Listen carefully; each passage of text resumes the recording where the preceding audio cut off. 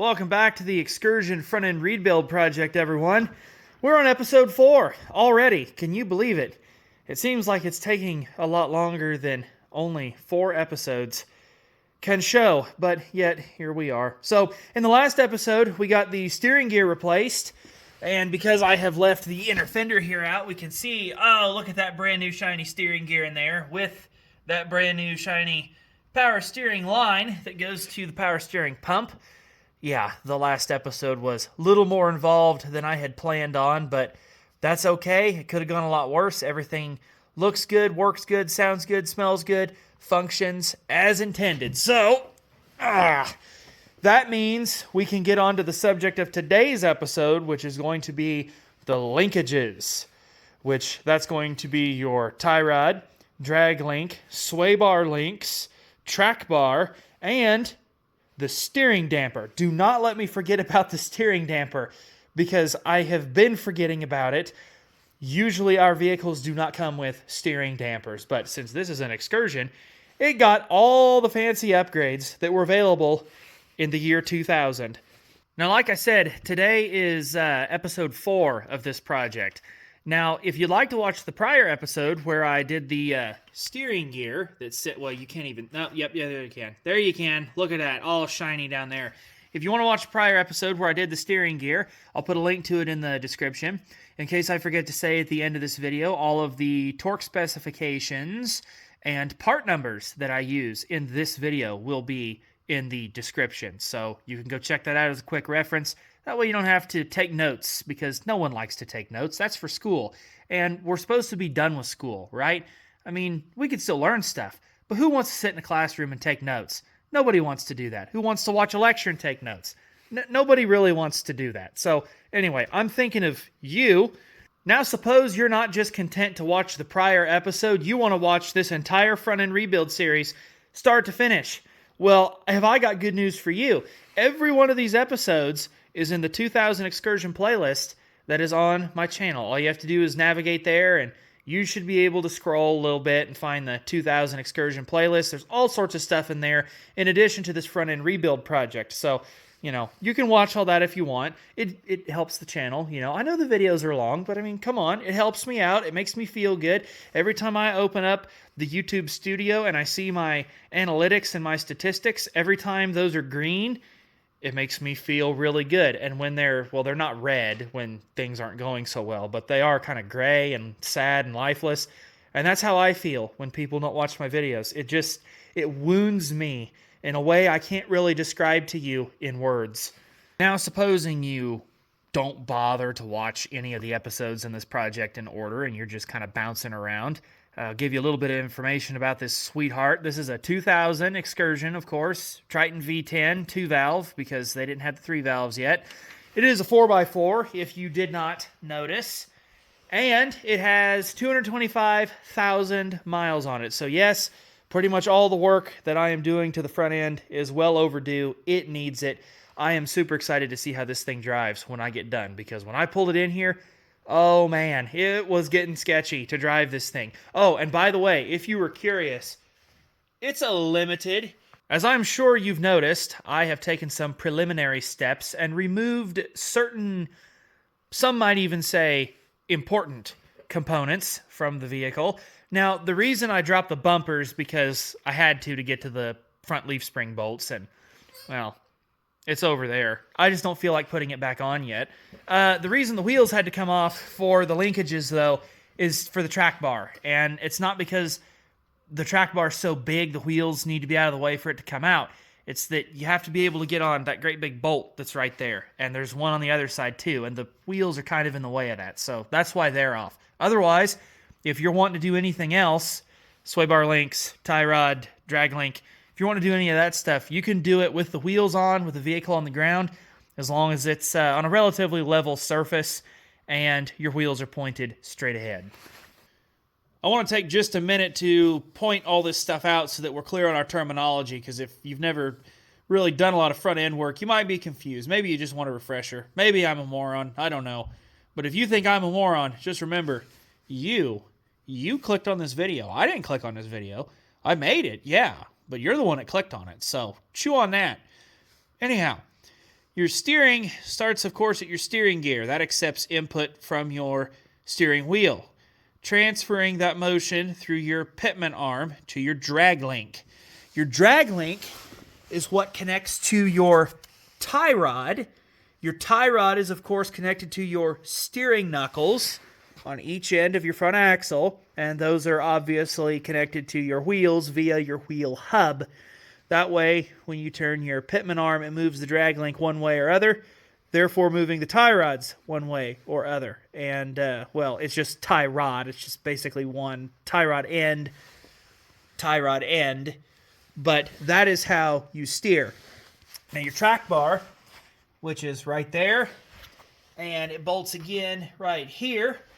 What the track bar does is it stops your axle from wanting to move side to side as you're going down the road. Very important piece. A steering damper is, I guess, supposed to help absorb vibration that is transferred into the steering components. I don't know whether it actually works or not. I imagine this one's shot, but maybe it's not. I don't know. We're going to replace it anyway. But that's what your track bar does. Now, your sway bar here, if your track bar stops your axle from doing this, okay, well, your front axle is still connected to your leaf springs. Well, what's going to happen when you start going over bumps or turn corners is your vehicle is going to want to lean one way or other. Now, what your sway bar does is it doesn't stop the vehicle from leaning, but through those links connected to the frame and the shape of this bar, what it does is it limits how hard the vehicle can lean. So if you notice it leans kind of hard taking a corner, it could be your leaf springs, but your sway bar links are probably a good bet to start with if you're trying to diagnose that problem because, well, they're just a lot cheaper and easier to replace if they are the problem.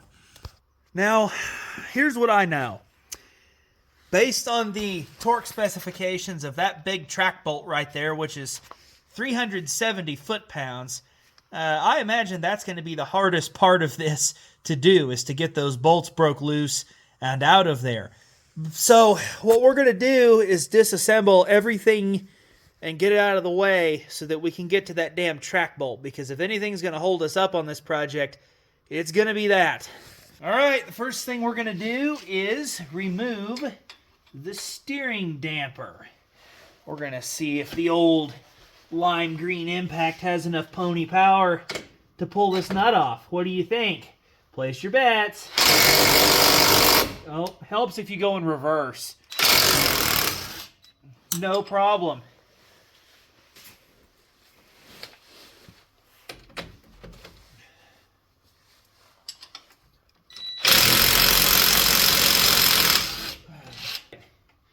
We have ways of making these fasteners move if they don't want to cooperate.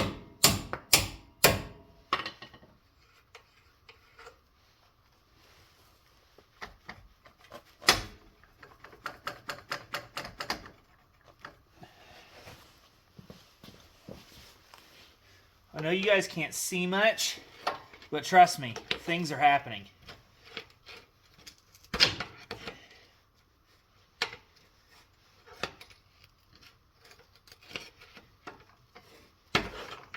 Oh, that bolt's kind of...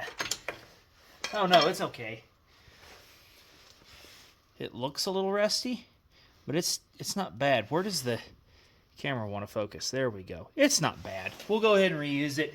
It's just for the steering damper. There it is. Is it shot? Oh, my word. Yeah, that's...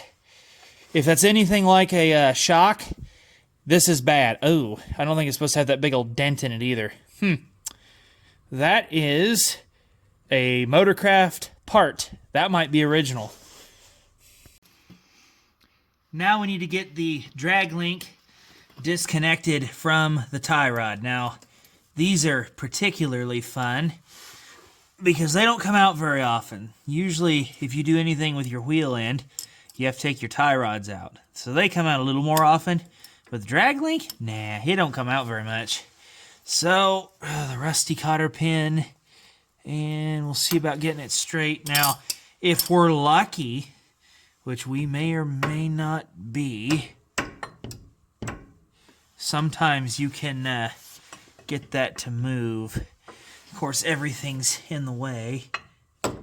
Oh, look at that. We did get lucky.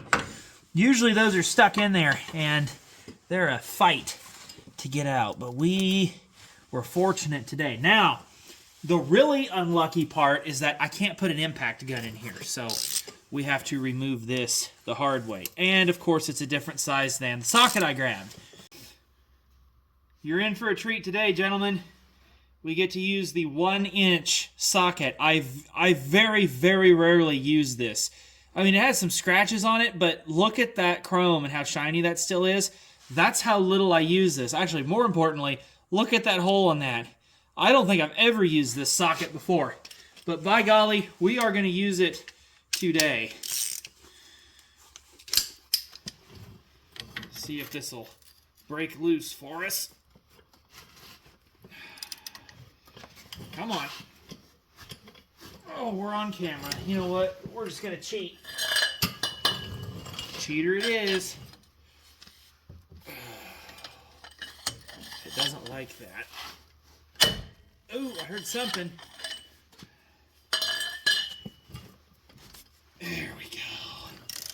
I don't think that was going to come out anytime soon.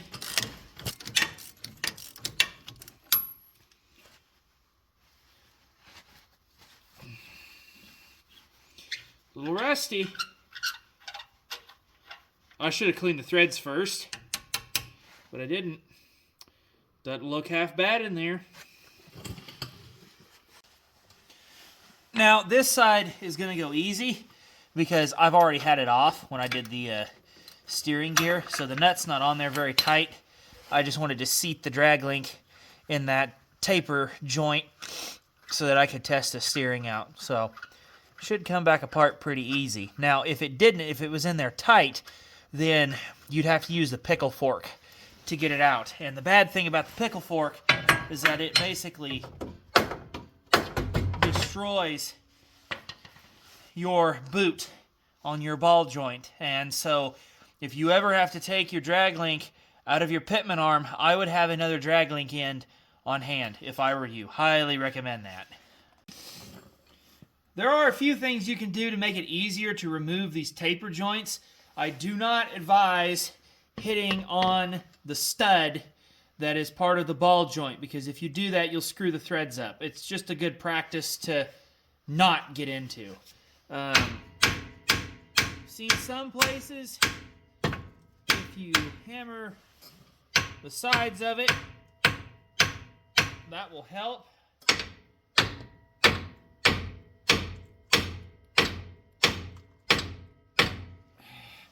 Sometimes. I don't really want to use the pickle fork on this, but if it's not going to come out easy, I may not have a choice. There's not really enough room back in here to swing with a hammer. If there was, I could hit on it from the back side and get it free. But there's just no room. So now, ladies and gentlemen, you get a live demonstration of the pickle fork. I can never remember which way it's supposed to go on. But, oh, yeah, before I get too crazy, this is what it is. I don't know why it's called a pickle fork, but it is. And you just put it in, and you just beat the hell out of it until stuff comes apart.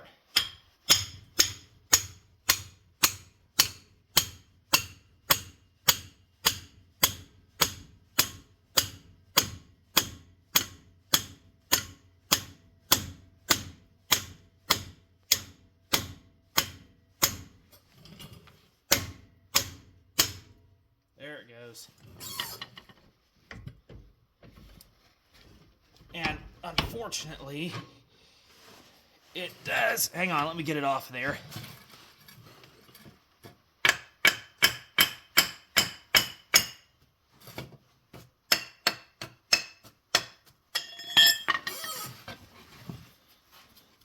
Unfortunately, like I said, it does really tear that boot up. How's this joint? Oh, yeah, that's bad. You're not supposed to move this with one finger. It's supposed to be tougher than that, harder to move. This end here is not as bad as this end down here. This end down here is a little worse. But regardless, it doesn't take a lot of play in your steering components to end up as slop in your steering by the time you get to the wheels. It's best to keep these things in good shape. Something you may not know about me is that I hate cotter pins. I absolutely hate them. They serve a purpose, and I will use them. But that doesn't mean I like them. I'm mentioning this because somebody put a piece of wire in here. I'll let you guess who that was. But it was somebody who 100% hated cotter pins. The nice thing about baling wire is that it's the same diameter as a damn cotter pin. It works great. And the only purpose of the cotter pin is to stop this castle nut from spinning off in your tie rod coming out, or drag link, or whatever. This works just as good as a damn cotter pin, and it's a lot easier to get out because it doesn't rust as bad. Anyway, just food for thought. When we put this back together, I'll do it right. So, with that out of the way, let me double check here and make sure that that's still... Yep. Best thing in the world for these is to hit them with the impact gun. They love it. I think this one was spinning the last time I had it out of here, actually. Nope. Got lucky. Sometimes these will spin in the taper joint, and there's no real good way to get them out. You just kind of have to hold pressure on this in here and zip the nut off. An impact gun is your best friend. Yes, even this brand. Now, for safety, I was getting ahead of myself. We're going to swing, and we're going to hit this right here to help pop it out. But in case we want to hit on the stud itself, we want to put that nut on that way. Make sure that your castle part is facing up. If you hammer on this, even if it's flush with the end of the stud, you'll ruin the castle part of the nut. It won't thread on. So you always want to thread your flat side on like so. Just get it flush with the bottom of your stud. That way, if you hit on it, you don't tear the hell out of it. That's bad. Now, I know I'm being a little over ridiculous here because, like I said, I am replacing all this, but it's a good habit to get into to act like you have to reuse this. Because just as soon as you think, oh, I don't need to save that, you do need to save that, and you don't want to end up in a pickle. Easy.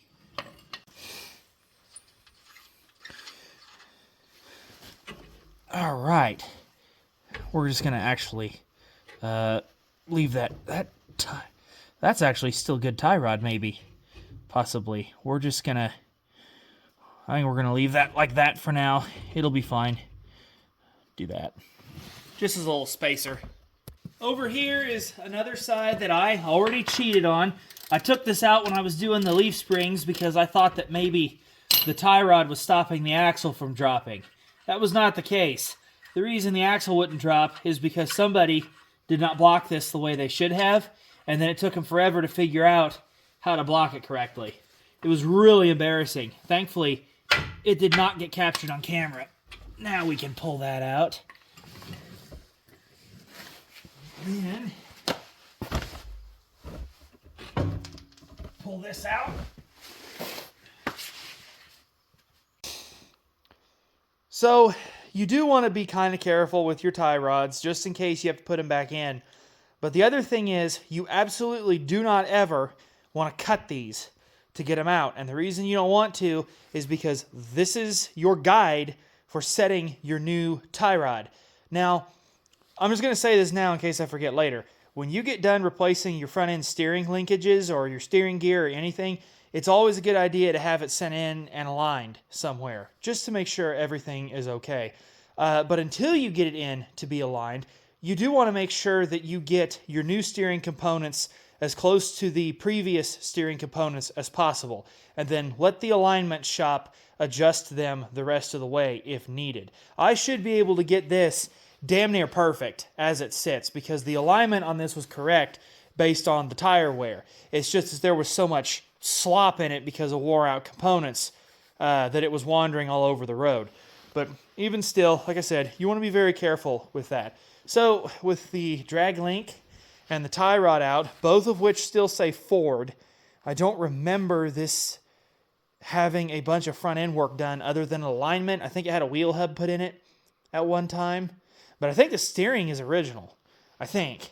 Anyhow, with all that out of the way, we can go ahead and remove the track bar. Removing the track bar is going to require at least a 3/4 drive tool of some variety. That's almost definitely getting a cheater put on it. And you're also going to have preferably a 30mm wrench and socket, okay?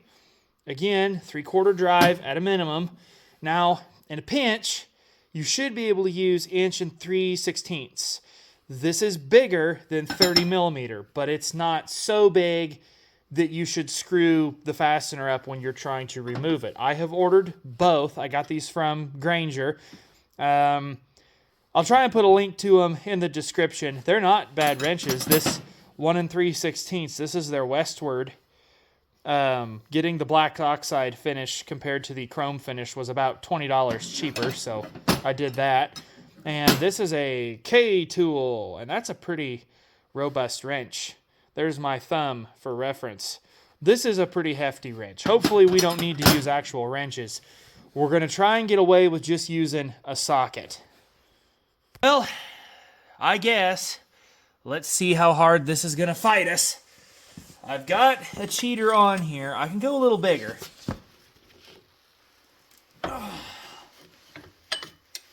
I can get...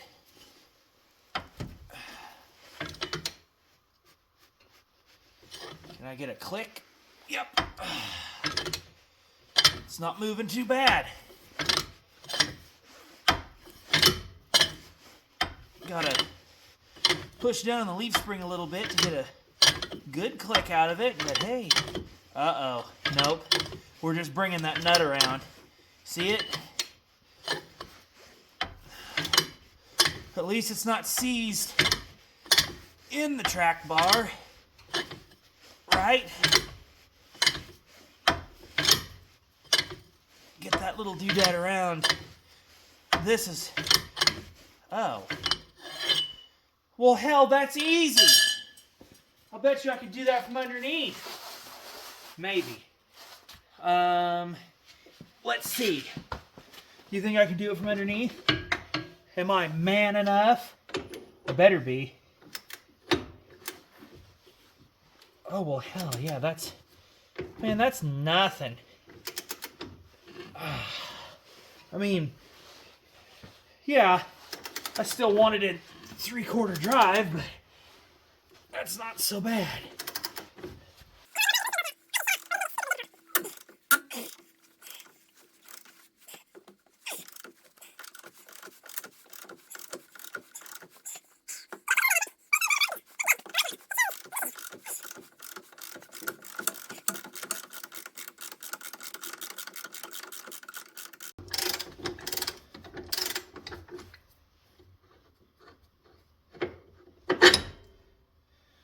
Well, there it is. There it is. And the little dog, too. Now, let's see if this one's going to fight us, you think?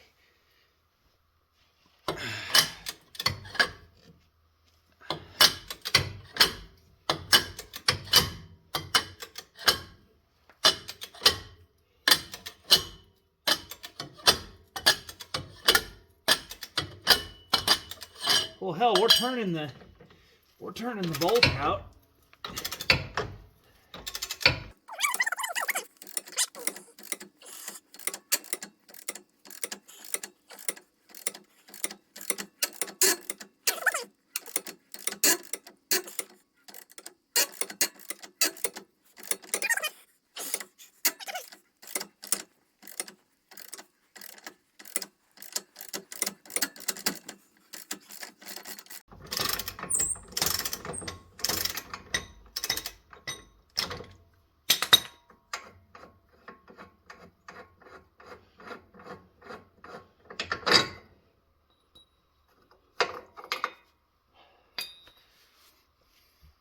I'm not gonna lie to you, this bolt looks really good.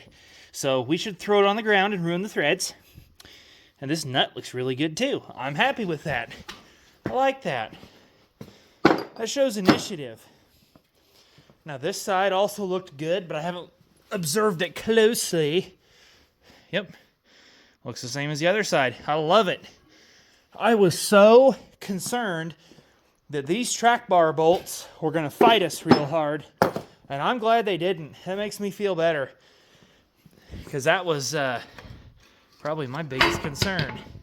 And there we go. Now the track bar's out. Well, now it's out. How are... Oh. Well, that rubber's... It's seen better days.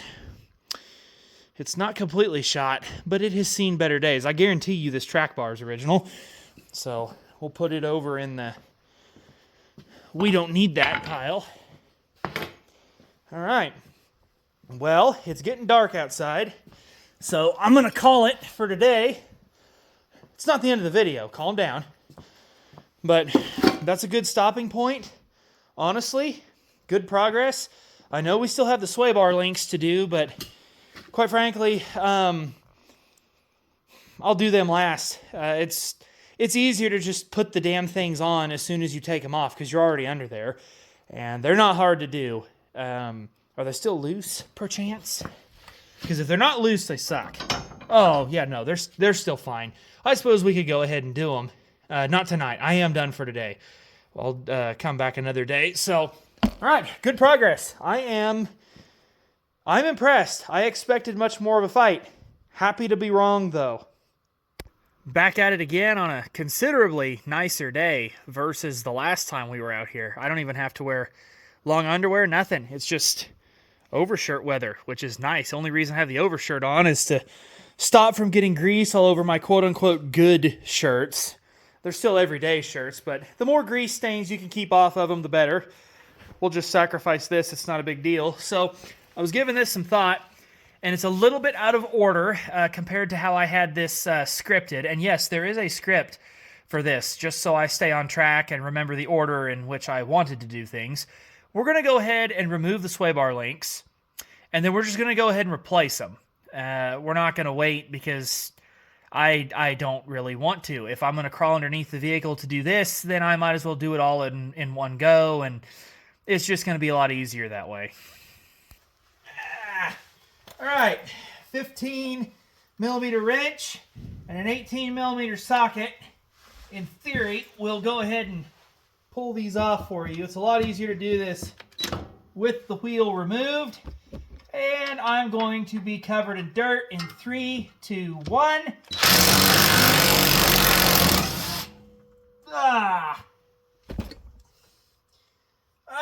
That was bad. But the nut came off. Oh, that's hot. We'll just leave that there. And, well, hang on. Do the bottom here real quick.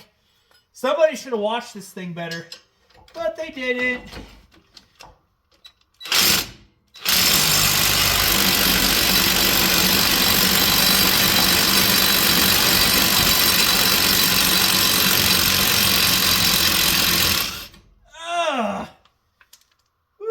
That's hot.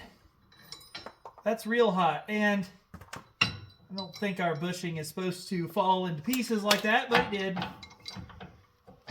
And see about getting it out of the top. Yuck. Put that back in there for safekeeping. Now, what I should have mentioned before I went ahead and pulled that out is that the prerequisite for removing your sway bar links, the biggest thing you need to think about is whether or not they're loose and floppy. If they're loose and floppy, then you can get them out without a problem. If they're tight, that kind of sucks. That's why you want the vehicle to be on a level surface. And you don't have to pull the wheels off. You don't have to jack this thing up to replace these. I replaced these on my pickup, and I just did it in the dirt on the ground and didn't remove much of anything. It makes it a lot harder to get to those nuts, though, with the impact when you've got your wheel on. So, you might as well make it a little easier on yourself. I'm going to let you guess and figure out for yourself whether or not this was actually bad. I think you can figure that out on your own. I don't remember if these are supposed to come out or if they send new bolts. I want to say they send new bolts, but I don't remember. If not, we'll take them out. Now, important thing about your sway bar links is that they are specific to one side. So there is a left side and a right side. Passenger is right side, just so you know. And there is also a top and bottom. So just remember what does what, and you should be okay. Here are the part numbers for the new right, which is passenger side, and left, which is driver's side, sway bar links. There you go. Again, these will be in the description if you get confused or forget. I am not going to show you the removal and reinstallation of the driver's side because it's literally the same as the passenger side. And I do these one at a time because if you remove both of the links, the sway bar flops down and it's kind of, it's just one more hassle to hold that thing up and put everything back in. I just don't want to do it that way. So we'll be fine. Here is our old link versus our new one. They do send new bolts, which is awesome. And yeah, it looks a little different, but this is definitely for the right side front. Four-wheel drive, okay, that's also an important distinction. Again, when you go to shop for parts, they should tell you that, but you do have to remember four-wheel drive is a consideration. Don't order rear-wheel drive sway bar links for the front or they're not going to fit. They even said nice new flange nuts, which is awesome. If I was really enterprising, I would take this bolt out of the old link and I'd reuse that dust shield, but I'm not going to because you know what this is to me? This little dust shield right here, you know what that does?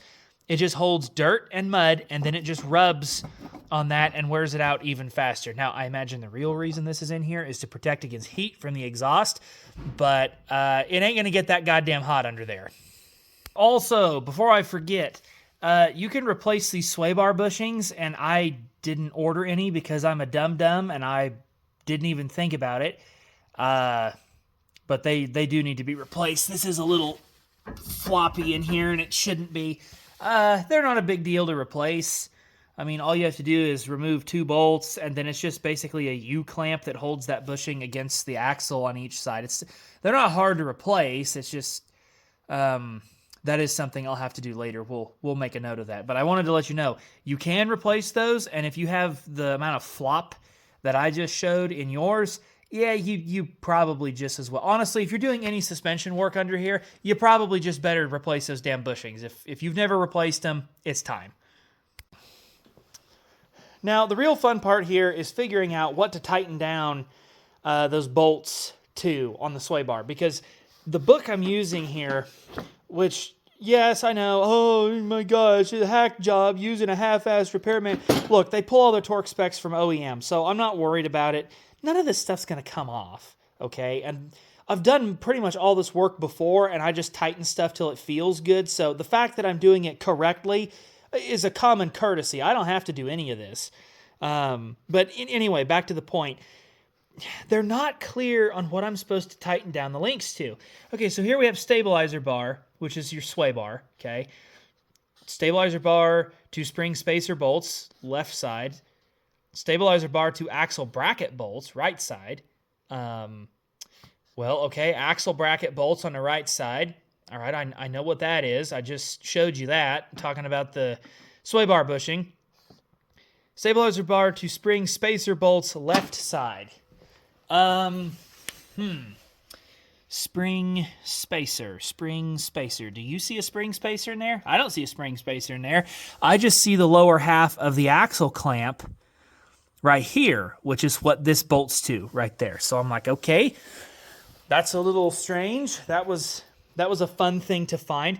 Now, when we get down here to the link, okay, we have stabilizer bar to link nut, 85 foot-pounds. All right, that's not so bad.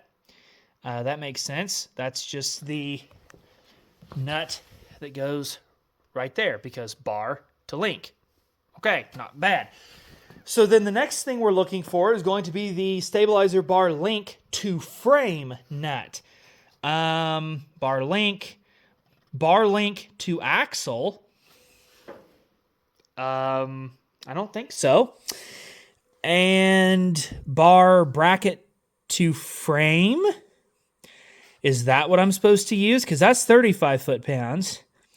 Bar link to axle nut, 200 through 2002 models. Yeah, Ford's been building these for a long time, everyone. That also says 85 foot-pounds. So reading all this, I'm like, okay, 85 foot-pounds. But just for good measure, I drug out the Fastener Black Book here, okay, which you can get these. They have a website, fastenerblackbook.com, and they've got other books. I have all three of them. I have the Engineer's Black Book, the Fastener Black Book, the Electrical Black Book. It's awesome, and there's a metric version of the Engineer's one, I believe. I have the USA version. But anyway, this thing is awesome. It's a wealth of information, but you go into here to your generic tightening torque specifications for a Class 10-9 bolt, metric course, which is what we have. Those are our new bolts. They are an M12 by 175 because that's the only M12 option they list. Also, this comes with a bolt gauge, which is handy, but we do that. Okay, so in this column, this little symbol here is your coefficient of friction. This table is for dry threads, and this is for lubricated threads. Well, we're pretty well messing with dry threads, so we'll go here. It says torque it down to 108 Newton meters. That's just a standard guideline, okay? And if you convert 108 Newton meters to foot-pounds, to do that, you have to multiply it by 0.737, and that works out to 80 foot-pounds. So, okay, we're going to torque it to 85, on both, and it won't go anywhere, and it'll be fine. That's what we're going to do. But it is confusing because they're just not really clear here. I can understand calling a sway bar a stabilizer bar. I get that. But half of the locations they're talking about for tightening everything, as far as I can tell, they don't exist. Final thing I will remind you of before I crawl under there and, actually do stuff.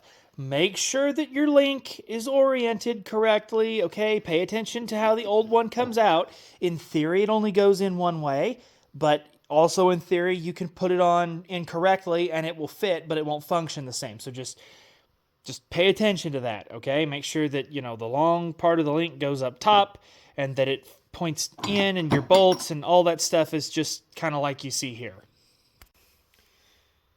Okay, I made a mistake, and I remember this now. The mistake is that for some reason they made the upper bolt longer a little bit, which that's not a big deal. But more importantly, they made the lower bolt shorter. So we do actually have to reuse the original one. So I'm going to go ahead and get this off of here. And then we'll replace it with a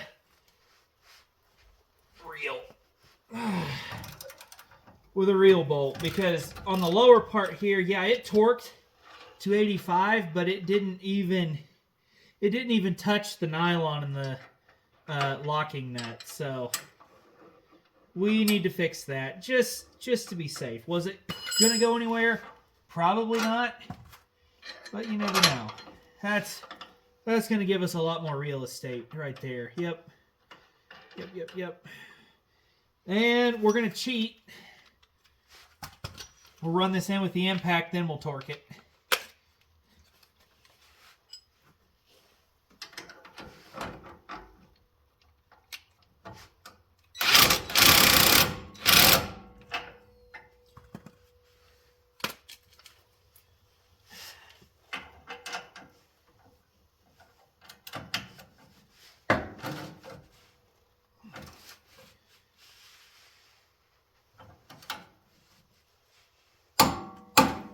That. Now we just got to tighten the upper one.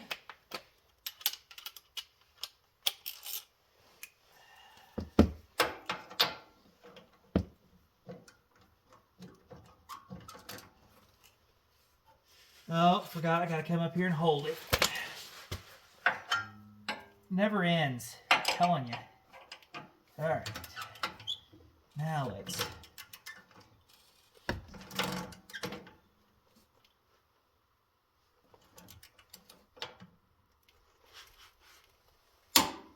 and there we go. And now it's not loose anymore. What a concept. Well, that side's done. I forgot that the transmission shift cable was in the way. That made it a little difficult to get the impact on that nut, but not impossible. So with that done, and yes, I forgot my wrench. I'll get it later. I think we can go ahead and move on to the track bar. So we'll go take a gander here. This is our old one down here. Okay. It is a much more robust component, at least on the ends, than this new track bar right here. I don't think this new track bar is going to do a bad job. I think it'll be just fine. But it is a little bit lighter construction here on the end. It might be that much extra material was not necessary. When you make thousands and thousands of parts, sometimes saving a couple ounces of metal winds up to another few hundred parts. You know, just depends. Our part number for this is right here, in case you were interested. So,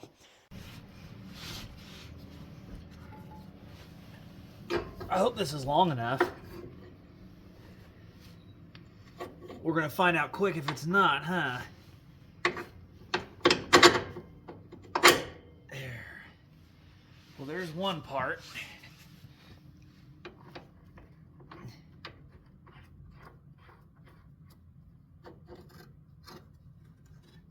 Let's do... Oh, come on now.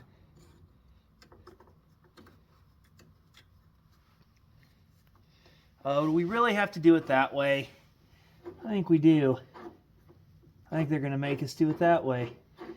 Gotta shove the nut on first, like so. Then thread the bolt on. All right, well, that's good enough on that end.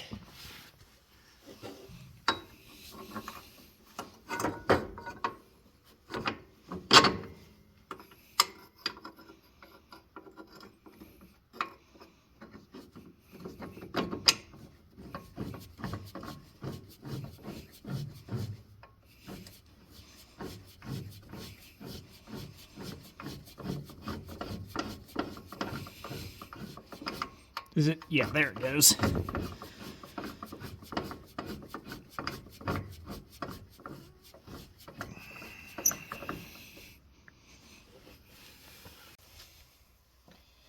Now we'll go ahead and just snug up both sides. Get that steering knuckle out of our way before I bust my hand on it, 'cause that would suck.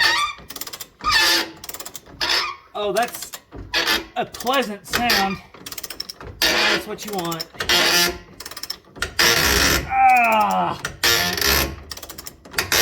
That sound is, what that sound means is that this isn't going to come out easily, which is what we want. And despite the noise, it is turning pretty evenly.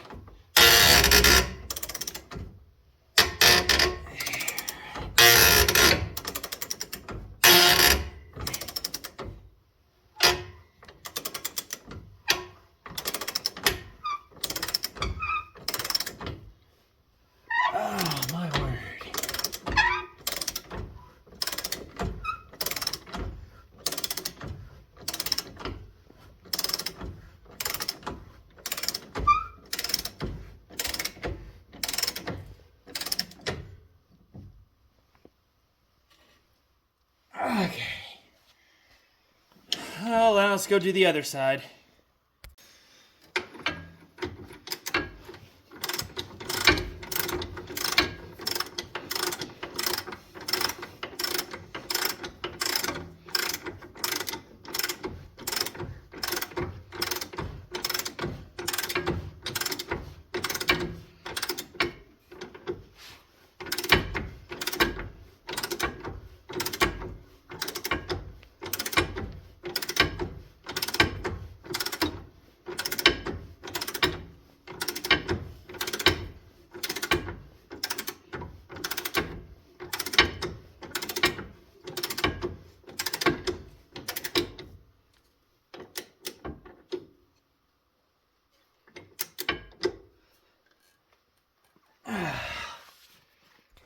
I'm sure you remember me saying that both the track bar bolts have a torque spec of 370 foot-pounds. Well, technically it's 369, and it seems ridiculous, but if you don't believe me, it says track bar to upper and lower mounting bracket nut. It says nut, but there's no way I'm getting on that to torque it, so we're going to go on the bolt, which I know is not as accurate, but it'll be fine. It's not going to go anywhere.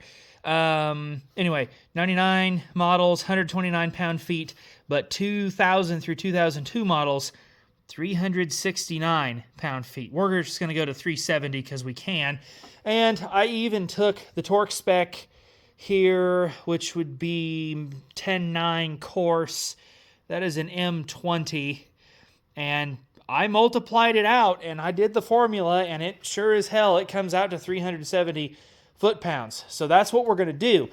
However, the biggest problem with that, outside of the fact we don't have a lot of room to work, is that it exceeds the maximum torque rating for the really old Harbor Freight torque wrench and the new Harbor Freight torque wrench. So in order to combat this problem, I had Dad pick up a digital torque adapter from Harbor Freight.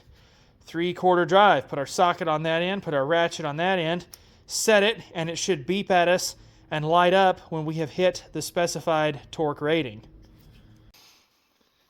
All right, it auto shuts off after 85 seconds. So we're going to see if I've got enough pony power to get this thing tightened down. I don't think I do. I don't think I've got enough room to work. Oh, there's 280, 290, up. All right, let's try it again. 340.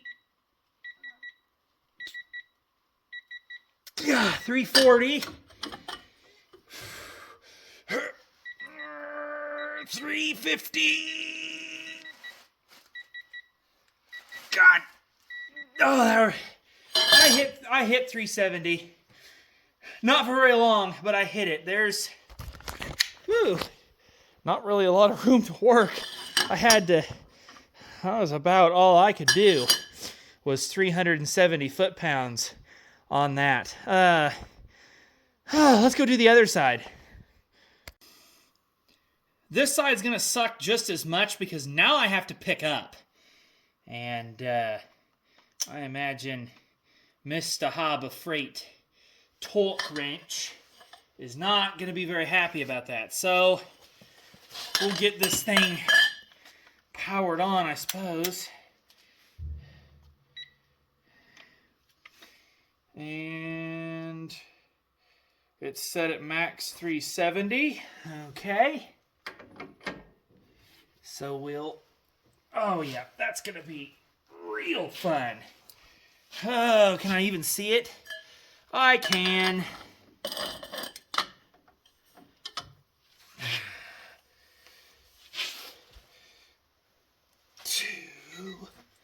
That was 280. 300, there we go. That actually, I'm not gonna lie to you, that was not as bad, ouch, as I thought it would be. I thought it'd be a lot tougher to get to that. Can you guys see that at all? This is actually really nice. I rather like it. I don't know if you guys heard it beeping or not, but that's pretty handy. This would have been nice on the 875 Versatile when I went to tighten down that transmission input yoke nut. It would have been nice because I think the spec on that was 360, and all I did was put this ratchet on there, and I had my feet brace against the tire, and I was pulling for all I was worth. Just about threw my back out. It ain't coming off, but it would have been nice to have this and get it torqued to manufacturer specifications. We can move on to the tie rod now. Brand new, nice and shiny. This is all part of the front end kit that I ordered. A front end linkage kit. I don't remember what the actual name of it is, but it is a Mevotech. And it comes with the tie rod end, adjusting sleeve, clamps, drag link end. The drag link adjusting collar is Somewhere. They sent one, didn't they? They better have sent one, or I'm going to be madder than hell. Oh, they put it somewhere. It's got to be in here. Come on. There's no way it's not. I actually just noticed that. Hell, I don't think we have the drag link collar. This isn't it. This is for the tie rod.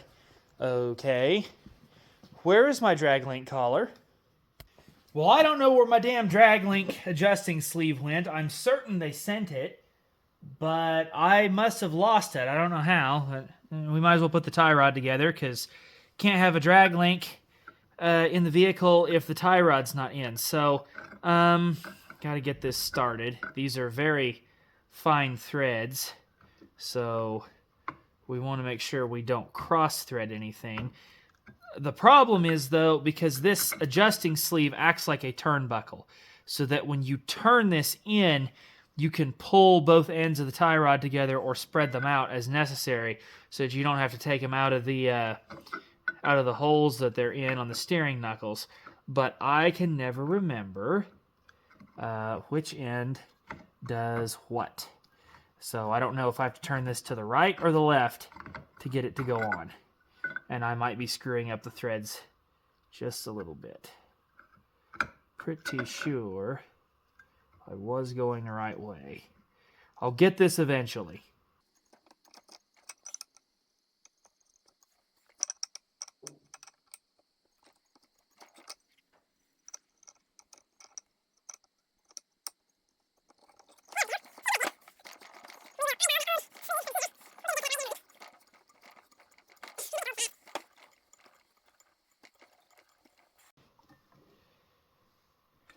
All right, let me go measure the threads sticking out on the old... Well, you know what? Hang on. We'll just bring the old tie rod over here. Okay. The amount of thread, which we're looking from about this point forward on the old tie rod, about 1.25 inches. So we've got a ways to go right here. Oh, I may have to get a pipe wrench. Well, we probably shouldn't get a pipe wrench, but anyway, we'll put the other end in here and see what happens. There we go.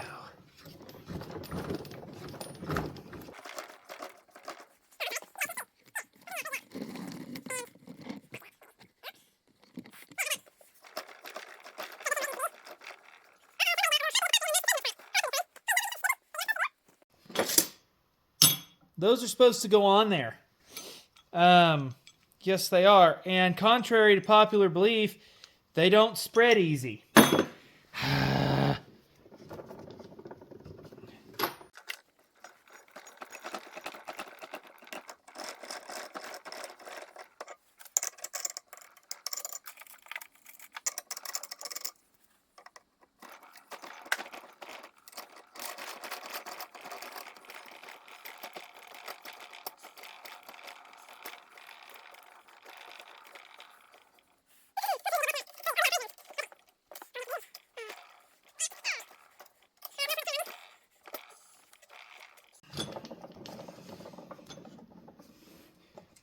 The amount of thread, I want to say that's about 15/16 is what we have on the old unit. Oh man, we got like 1.5 inches to go before we are done.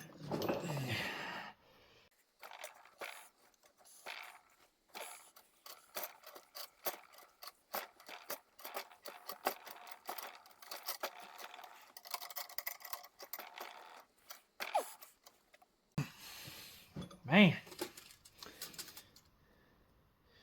we're almost there on this end.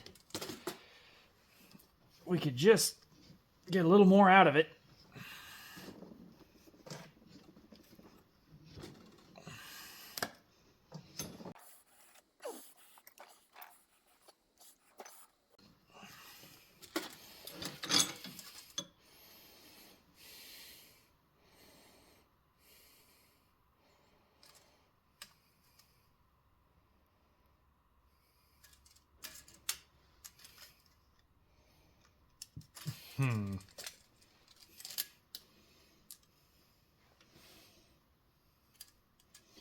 We're going to try a different method of measuring this.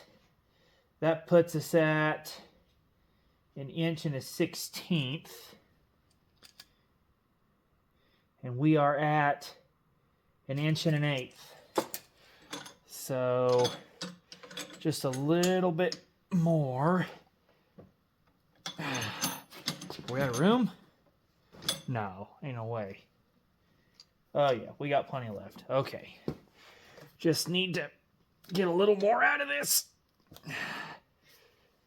But it doesn't want to cooperate now. Oh, there we go.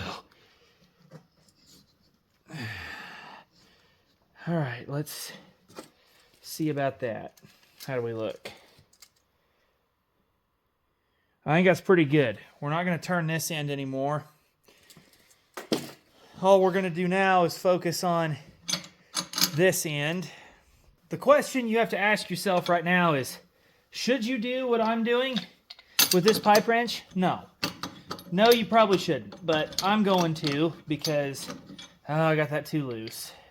I don't want to go too tight. I don't want to get crazy here, but I tell you what, turning this by hand is proven to be a bit challenging. So we're going to cheat. We will use a pipe wrench. Am I even going the right way? Yes. Yes, I am.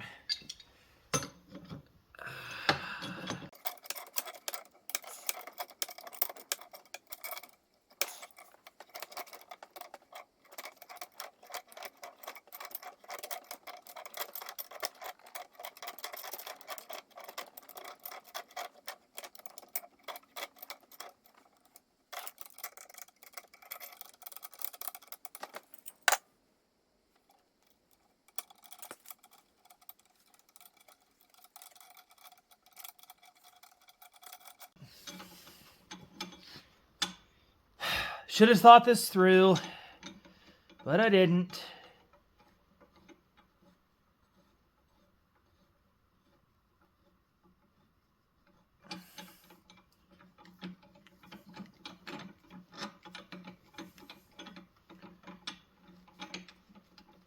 There. Goodness. Really should have thought that through. All right, that's part of the reason I think I'm having so much trouble turning it. That, coupled with the fact that some of the threads on these ends are smashed. That wasn't me. That was definitely the factory. We have approximately 1 1/8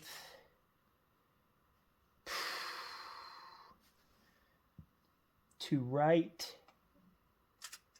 You know, honestly,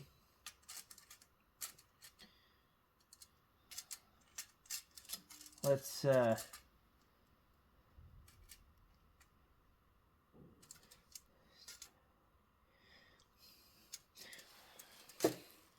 come here for a second.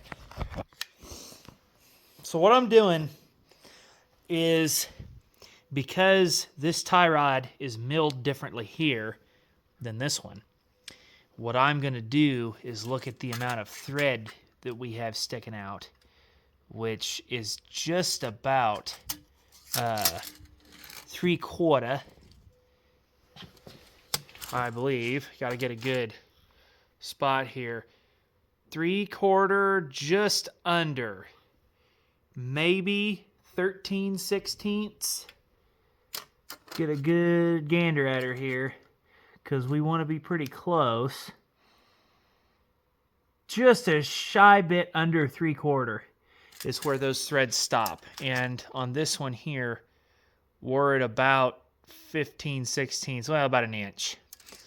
So we got about a 1/4 inch to go to thread this in.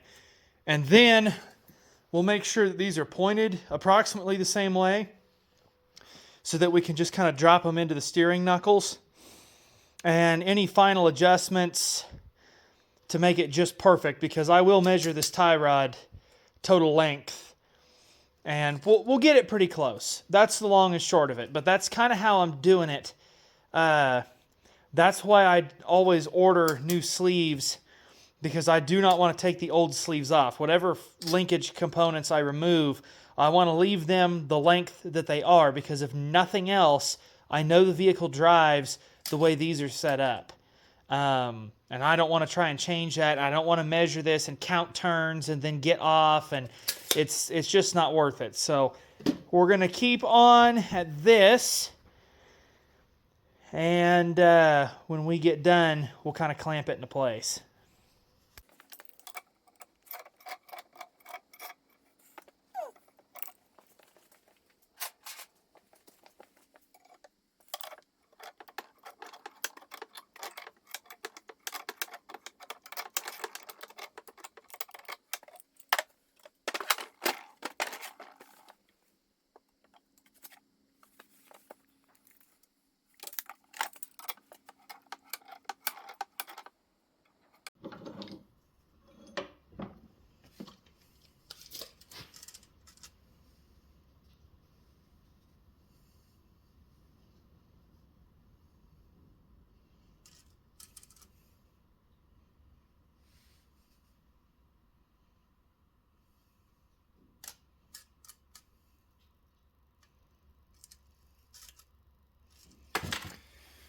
All right, I think by the time we take this around to about right there, I think that's going to put us, yeah, that's going to put us pretty close right there. So we're going to go ahead and leave that.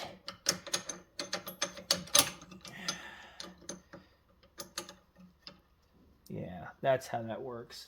Okay. Come on there. There we go. All right.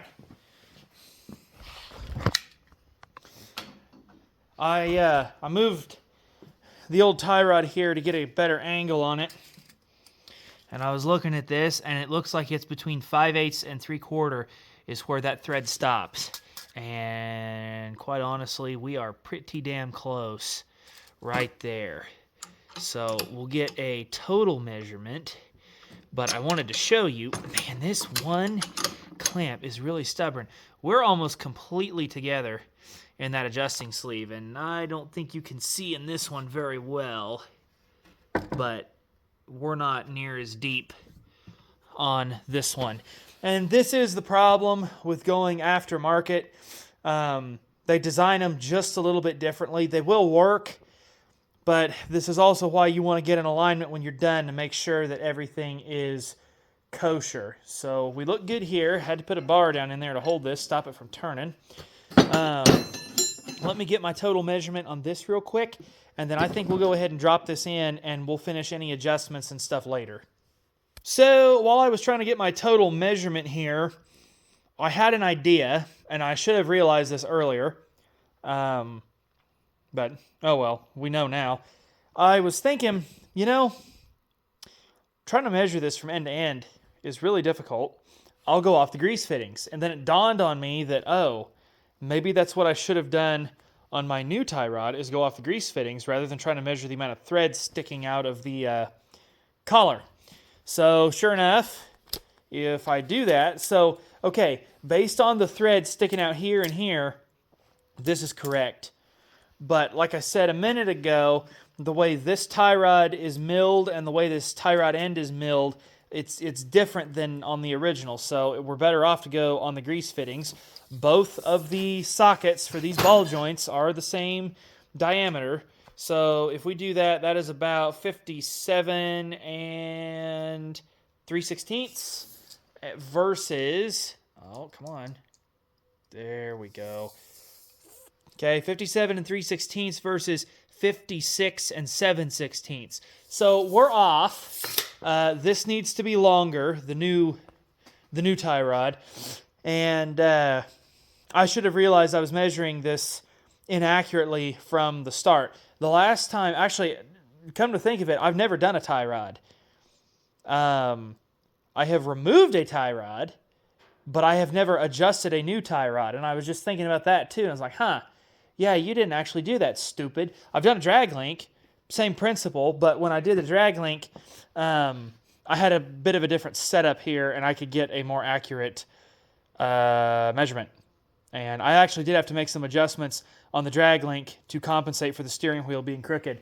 All on that pickup sitting out there, which, of course, there's glare. You can't see it. But I still need to adjust that drag link on that pickup, come to think of it. But anyway, point is, I will lengthen this, and then we will put it in the vehicle. Only when it is in the vehicle will I worry about taking this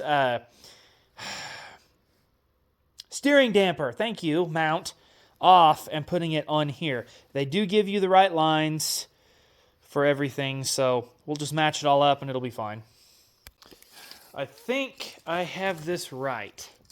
Let's double check. We have, okay, the center of the grease fitting is just past 3/16 of an inch. 57 and 3/16 of an inch, I should say. So if we get that, come on, there we go. So if we get that down there, and we come here, 3/16 of an inch is right in the center of that grease fitting. So what I'm going to do is I'm going to call that good, because to make a minute adjustment like that, we're probably off by maybe a 32nd of an inch. I don't think we're off by a 16th. Might even be off by like, a 64th. But regardless, a minute adjustment like that needs to be taken up in the sleeve. So we need to get this in the vehicle, and then I'm probably just going to clamp this down and call it good, because that's pretty damn close. Anything that small that needs to be fixed, that's the alignment guy's problem. That's about the best angle I can give you guys. We'll go ahead and turn that back to where it looks straight. I like that. I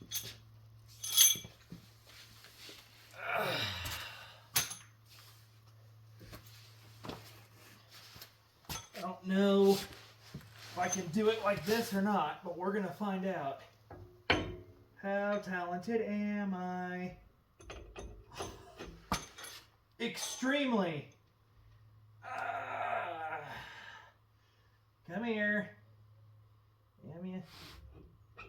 Okay. All right. They're in. Now, what we might as well do is torque down our new tie rod end nuts. Torque spec on these. Get that wheel hub turned. Okay, torque spec on these is 52 foot-pounds. Just like that. Oh, yep, you want to throw your torque wrench right on the ground. Okay. Is that hitting the... Did that hit the stop? Yes. Okay. Do that. All right, let's go do the other side real quick. And then we'll do the drag link. You guys might as well come with me. Y'all like the clicky sounds that the torque wrench makes, yeah? So we'll worry about getting our cotter pin hole lined up later. Right now, I just want to get these torqued correctly. If we need to line up that cotter pin hole, why is this not the right size all of a sudden? Why is it wrong? It shouldn't be wrong at all. And yet, it is. Okay. That's strange. That is not the right size. Huh. All right. Is it,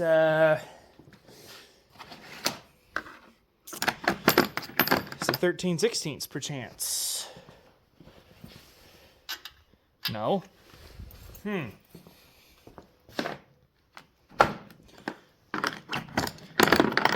That means it's 22. Interesting. Sure enough. Okay. That's not something I was expecting. I don't know if that's by design or what.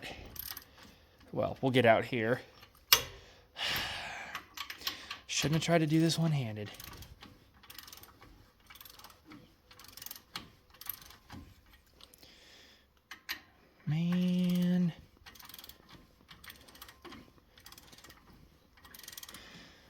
Almost there.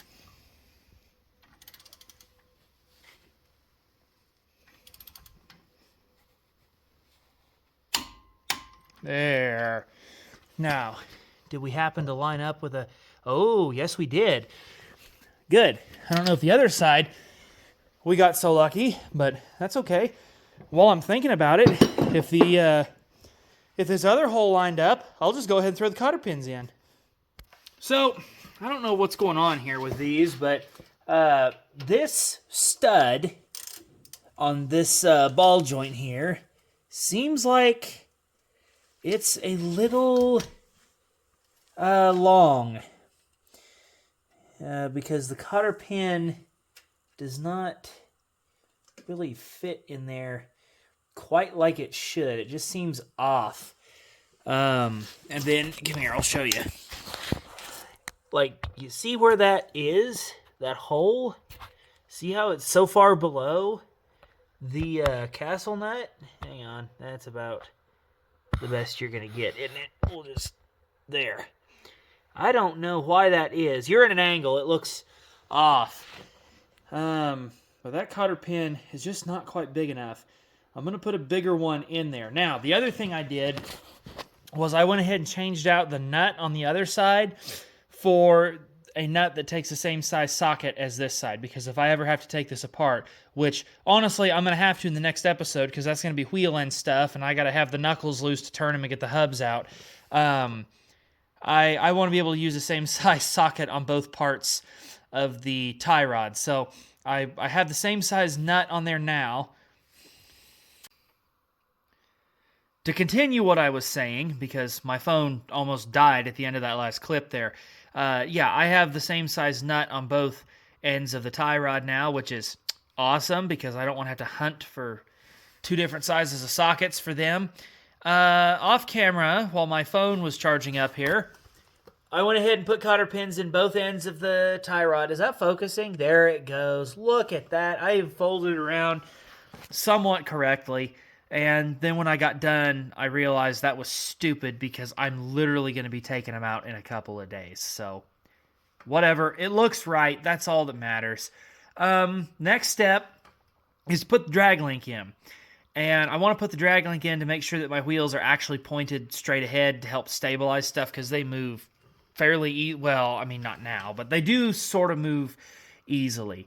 So I want the drag link in there, especially before I put the steering damper on, even though I don't have to have the drag link in to put the steering damper on. Anyway, point is, I can't put the drag link in right now because I don't have an adjusting sleeve for it. I looked all over the place while my phone was charging, and I couldn't find the damn thing.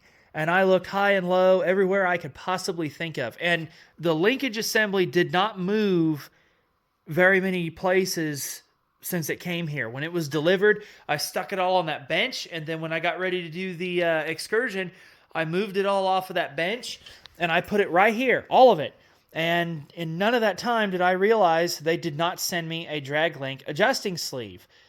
And so it's 50% my fault for not noticing, and then also 50% Rock Auto's fault for not Mevotech's fault, because there were no holes in the box. So they just didn't put that in there. And I went and looked at that same part number on Rock Auto, and they, in the picture, it showed the tie rod adjusting sleeve and the drag link adjusting sleeve. Well, I'm short a drag link adjusting sleeve. I feel robbed, because I was. But it's too late to file a warranty or anything like that because these parts have been here too long. So what I did was I went and got Dad, and we disassembled the old drag link from my pickup. I don't know why I kept it, but I'm glad I did. And the adjusting sleeve off of it right here is still good. There's nothing wrong with it. The threads look good on it and everything. I'll clean it up a little bit. And the thread pitch on this is the same on that and this. So we can continue on with this tomorrow, because it's kind of dark outside right now. Well, there you go. It doesn't look like it. Here, I'll show you if you don't believe me. You think I'm lying. It's not completely dark yet, but the freaking moon's out and the camera's starting to get really crappy image quality. That's how you really know it's getting dark. And just in case you were curious, here's the old drag link off of this old Ford here. It looks a lot like the one that came off the Excursion, doesn't it? This end in particular is junk. I should not be able to move this that easily. That should not be a thing. I was greasing it, okay? I was greasing it, but this thing, that's subject for another day. So today is New Year's Eve. No one's open for parts. I don't really want to use the old adjusting sleeve here. Not that there's nothing wrong with it. It's just, it's not new. That's what's wrong with it. And I wanted to put something new on there, but since it's New Year's Eve, everybody's closed. And since tomorrow is, of course, New Year's Day, no one's going to be open, and I don't really want to wait. This project was supposed to be done 3 weeks ago, and I've had all sorts of delays on and off camera, and I'm kind of getting tired of it. So we'll just throw all this together next year. Huh? You laughing yet? No? You're probably just rolling your eyes like usual, aren't you? I put a lot of thought into my jokes, you know. Not everybody can say stuff like that with a straight face. Anyway, we'll screw with all this tomorrow and move ahead. For right now, I'm just going to call it. And didn't get as much done today as I wanted, but I lost the whole morning to another stupid thing I had to deal with, and that's just the way it is. You guys get it. So, I'll see you tomorrow, and we'll see about getting this wrapped up. I can't believe I haven't worked on this thing since last year. Anyway, it's time to get back to work. I have been spending some time getting the drag link ready here. I was screwing around trying to find a tap that would fit this adjusting collar because I just wanted to clean it up a little bit. And I think I found a tap that fits. I'll go out here and I'll show you. I had to have this set up on the back of my pickup to hold that collar in place so I could turn it. I had to go dig out the box of random old taps. The one that I managed to get started is this one right here. Now, you probably aren't going to be able to see it because the camera won't ever focus, but that is 1-inch NS 14. I can only assume that NS is National Straight, but it looks identical to this one right here, which is National Fine, 1-inch National Fine, 14 threads per inch. And I could not get this tap started at first. I could only get this one started. And after I ran this in on both sides of the collar, well, lo and behold, this one went in real nice. I mean, just nice and smooth. So, I don't know. It's an inch something. It's inch fine thread somehow or other. I'm not sure. I'm pretty sure it's inch 14. But point is, long story short, I screwed around with that. I got it cleaned up a bit where stuff threaded in good. This was pretty nasty in here. Lots of dirt from being underneath that pickup out there for so long. But it cleaned up nice, and everything threaded in here good, about like you could expect, similar to how the tie rod did. I am still mad that they did not send my damn adjusting collar. And I know that that was them that didn't send it, but it happens, whatever. I believe I have this set very, very close, if not exact. The problem is when you do front-end linkages like this, when you get a linkage piece that's worn out, you always want to set your new piece based on the old piece, but you can't guarantee that where you have your new piece set is correct, because you got to figure, okay, well, if your old piece is worn out, there's going to be some play and slop in there that is going to have to be corrected.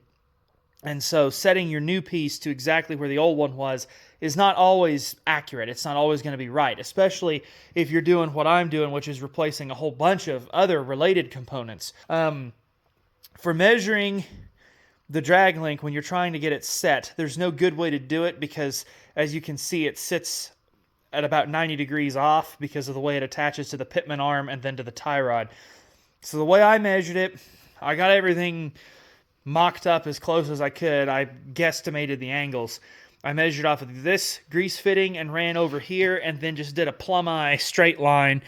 And the way that this is set, it looks like this side of the drag link on this end with one end of the tape on the grease fitting, it's going to be just under 38 inches, I believe is what I measured. Where is my tape? And I will double check that. I seem to have misplaced it. Oh, there it is. We'll go ahead and measure that again here real quick.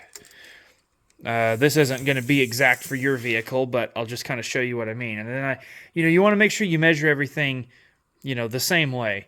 So here we've actually got like 38.25 maybe. And then over here we've got possibly, if we can get her set up right, that looks to be about 38 3/8, maybe 38.5. So this actually might be a little long. But it's, like I said, it's really hard to tell on the drag link especially. So I'm going to double check this, make sure we're pointed straight ahead, and then we'll throw the drag link underneath and adjust it so that our steering wheel's pointed straight ahead. Go ahead and start with this end. And yes, I did put the grease fittings in both ends, if I did not make that clear. And of course, yep, let's drop that nut right in the dirt. It loves that. It loves it so much. Do that. I'm not going to put this in here tight by any means. We just don't want it to come out.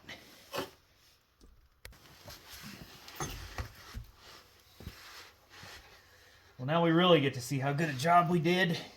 I think I can turn this from underneath here. Okay. Needs to go in. We'll try one turn at a time. Nope.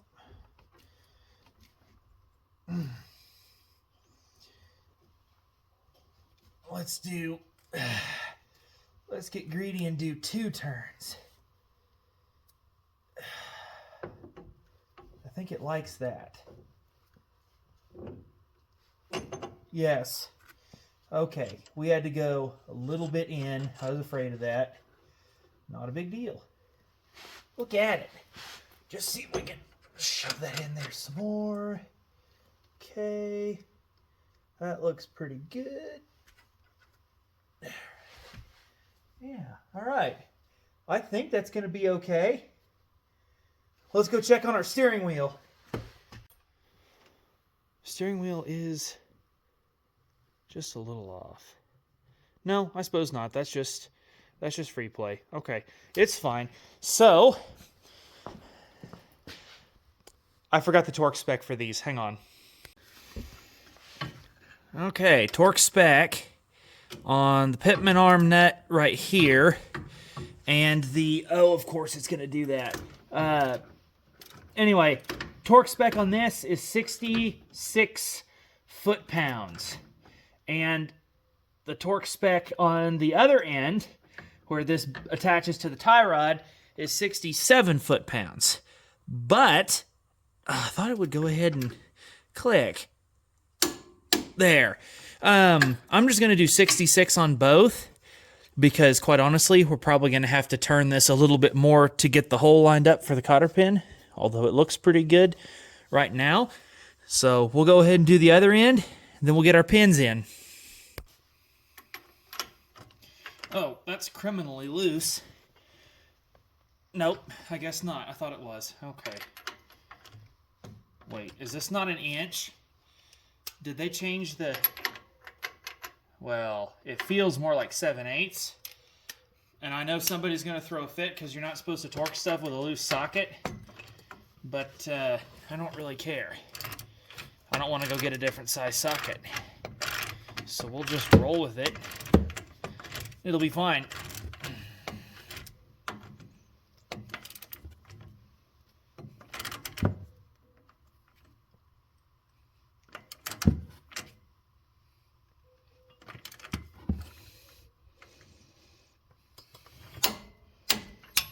I think that'll be okay. Both of the drag link nuts are torqued and pinned appropriately. I was going to film the installation of the cotter pins, but in a 5-minute segment on this side, I could not get that cotter pin to go through. I'm not kidding, and I wish I was.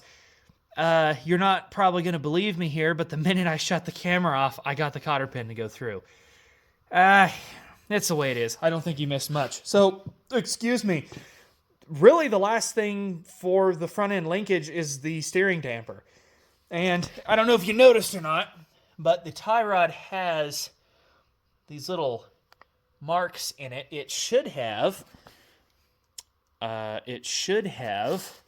those little divots further down. If it doesn't, this is going to be short-lived. Oh, they're right here. Okay. So these little milled spots are, let me get up. I've done so much up and down.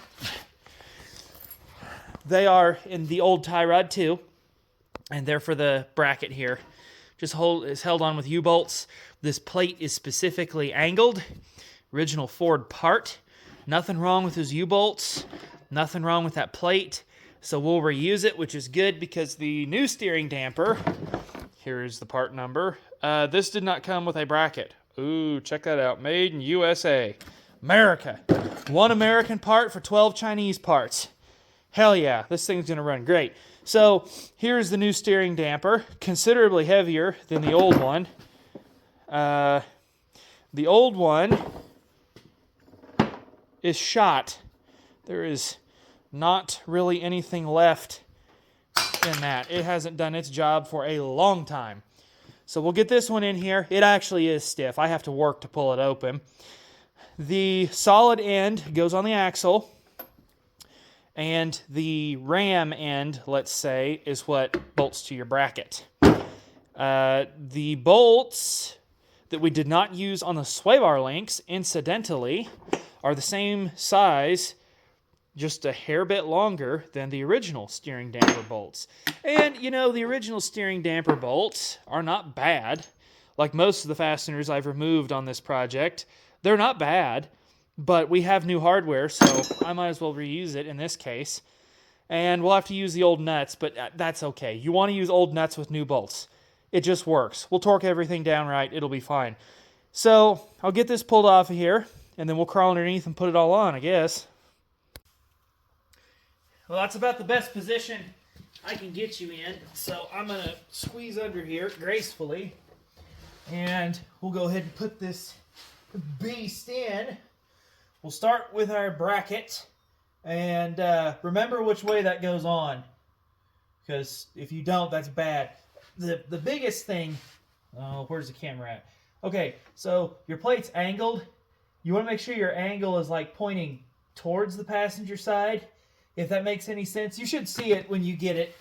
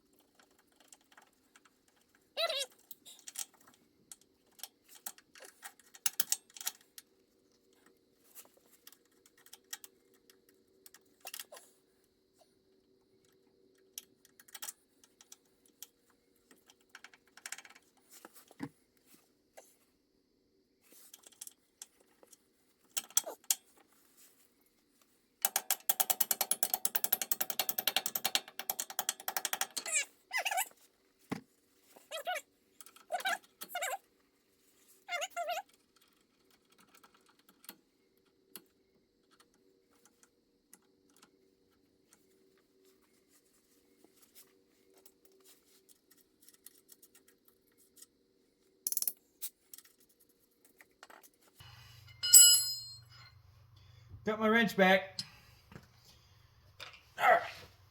We'll snug these up, and then we'll torque them down correctly.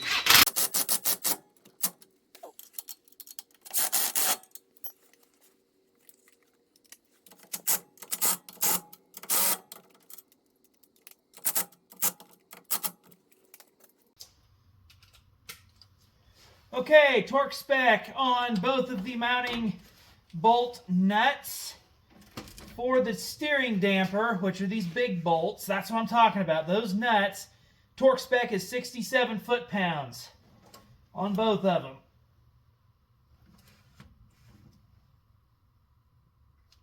There's that one.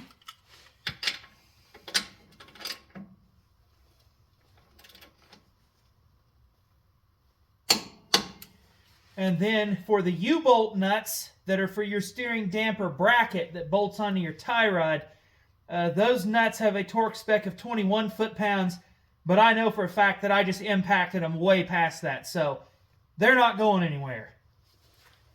And with that, ladies and gentlemen, all that stuff in there, nice and shiny. I'll even lay down again and show you. Look at all that. Track bar bolted in, tie rods, all that. Oh, we forgot about that. And also these. So the torque spec on all this stuff, these nuts, for the sleeve clamps on the tie rod and the drag link, which you can't really see. It's back in there. The torque spec on all those is 41 foot-pounds. That's what the book says. However, on this new tie rod, those clamp bolts are M12s, whereas on the original tie rod, they were just M10s. And on the drag link, new and old, they are M10s. So I'm going to torque them to 41 foot-pounds because those are lock nuts, and I don't think they're going to go anywhere. Something else I want to point out, the new tie rod does come with this little retaining strap, flap thing, whatever the hell you want to call it. It also comes with this locking strap doodad right here, which I am not removing and putting on because I think that's ridiculous and completely unnecessary. So if the alignment shop has a problem with it, then they can put it on. And, I mean, yeah, they'll charge us for it, but I don't want to modify this tie rod. I want to leave this old tie rod alone because I actually think it's still good.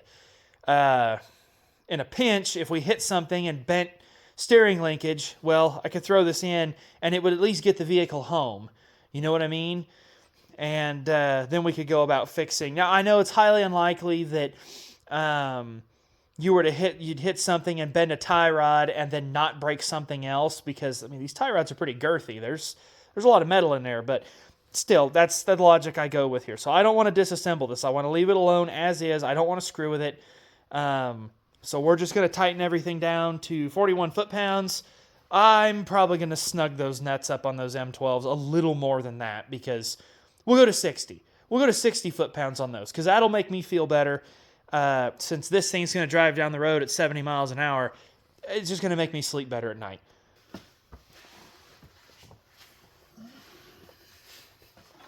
Now, I don't know how well you guys can see. There are little bumps on this adjusting sleeve for your clamps to sit in, and so that they don't drift out and, you know, come off, I guess. Seems kind of an overkill retention method they've got going on here. And also this stupid little clamp thing is in my way of putting the bolts in. So I'm going to bend it a little bit. Come on, there we go. And I just don't see this going anywhere, no matter what I do or don't do. You know what I mean?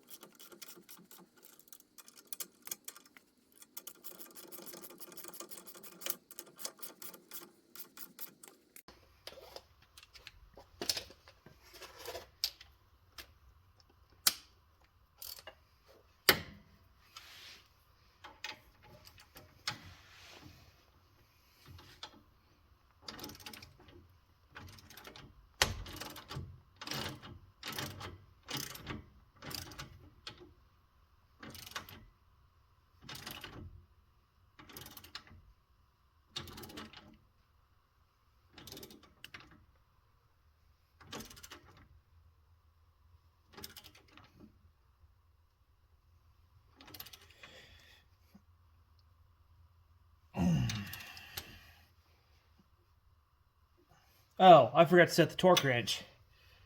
There,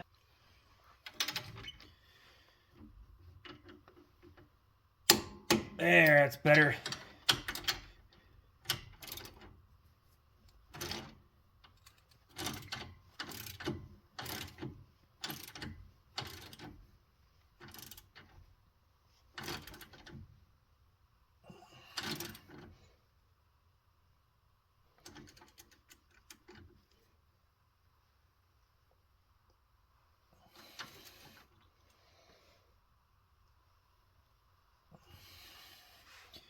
I would have thought by now it had clicked. Come on. There it goes. All right. That's not going to go anywhere. You guys get to stay right here with me as I do this, because it's hard to get the camera in here otherwise. Okay, there's 41.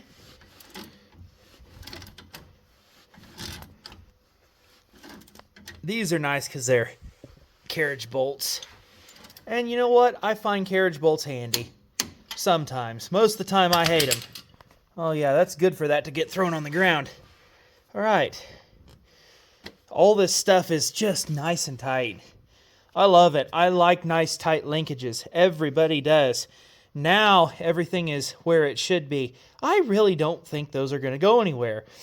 I probably also should have turned that sleeve so that it wasn't facing forward and filling full of dirt. But you know what? It's probably going to fill up with dirt anyway, so might as well do it sooner rather than later. Gotta get up here. Boy, howdy, do all those new parts under there just look nice. And also horribly out of place. But in about 100 miles of driving, you won't even notice that this is new under here. You'll feel it when you go to drive. Well, you better feel it when you go to drive this. I'm going to be mad if there's not a noticeable difference in how this thing drives. But you won't see it. In about 100 miles, it'll all be covered in dirt, mud, oil, grease, whatever. And it'll look just like everything else under this poor thing. So this part of the project is done. We are now at the end of the video. I hope that this video ends up being shorter than the previous two segments of this project because Crime and E, they're practically feature films. I didn't really want to make them that long, but in my opinion, and I try not to make long videos. I've really been trying hard. But the harder I try not to make a long video, the longer they end up being, is what it seems like. And once I get past 45 minutes, I don't really care how long it is because if somebody's going to watch at least 45 minutes of whatever I produce, then they're in for the long haul. They'll watch something if it's double that length. That's kind of how I look at it. And the analytics prove me correct. So, not trying to abuse your attention, though. Hopefully this video is a little bit more concise. I hope you found it knowledgeable and informative. All of the part numbers and torque specifications that I used in this production will be in the description down below if you want to check those out. And I want to make something clear. I know I was pitching a fit that Mevotech did not send the drag link adjusting sleeve and that linkage assembly kit. And they were supposed to.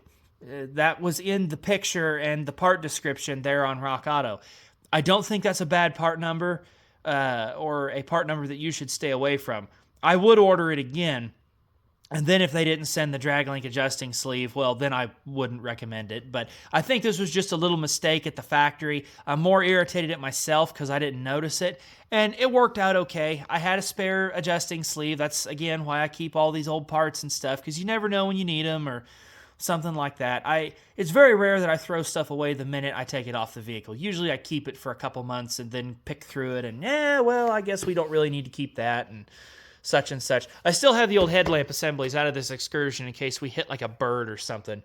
Buzzards really like to get close to you. They really like to wait until you're actually really close to them on the highway before they take off. Almost hit one a couple times with this vehicle. So anyhow, with all that being said, I will get off of here. I appreciate you guys watching. It really means a lot. The next episode is going to be wheel end, which means we're going to get into locking hubs, wheel hubs, axle shaft U-joints, knuckle seals. I might even fix the vacuum lines on this because it is the Excursion. Most of them, I think, are still intact. I might go through and patch up the vacuum lines. Haven't decided yet. The automatic hubs on these never work worth a crap from the factory. I don't know. We'll see. I'll think about it. I've got until tomorrow to decide, because that's when I'm going to start on that part of this. And then, after I get the wheel end done, I can just service this and roll it out of the shop. So, I hope to see you guys back for the final exciting conclusion of the Excursion front end rebuild project. Until then, I'll let you get on, and we'll see you later. Take care.